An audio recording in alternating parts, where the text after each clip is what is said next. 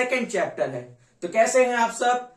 और आज हम लोग पढ़ेंगे बहुपद के बारे में। तो पहले हम जानेंगे बहुपद होता क्या है।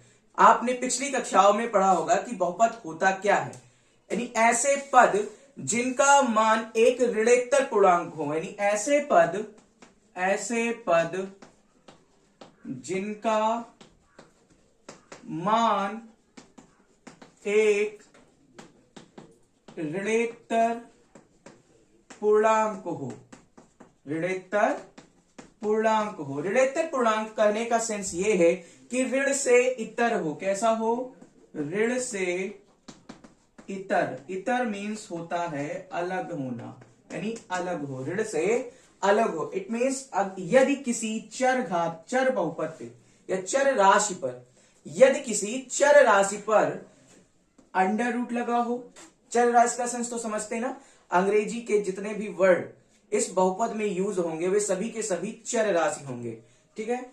या उनकी घात भिन्न में हो, या उनकी घात माइनस में हो, या चर राशि बटे में हो।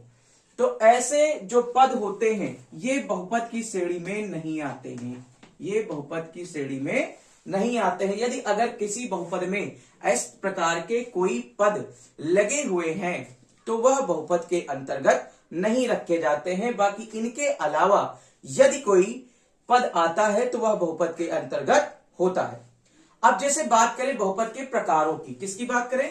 प्रकारों की, बहुपद के प्रकार यानी टाइप्स ऑफ पॉलिनोमियल्स। अगर हम बहुपद के प्रकार की बात करें तो यह निम्न प्रकार के होते हैं। पहला होता है रैखिक बहुपद, एक होता है रैखिक बहुपद जिसको हम कहते हैं लीनियर पॉलिनोमियल।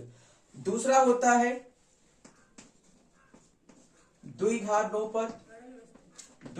बहुपद। तीसरा होता है त्रिघात बहुपद। और उसके बाद में आता है चतुर्घात बहुपद, पंचघात बहुपद, या हम कह सकते हैं एन घात बहुपद, ठीक है। देखिए रैखिक बहुपद क्या होता है, जिसको हम कहते हैं लीनियर पॉलिनोमियल। रैखिक बहुपद होता क्या है? देखिए ऐसा बहुपद जिसके बीजीय व्यंजक की अधिकतम घात 1 हो, यानी ऐसा व्यंजक जिसके बहुपद में या जो बीजीय व्यंजक उसमें यूज हो रहा है चर राशि का मान अधिकतम कितना हो?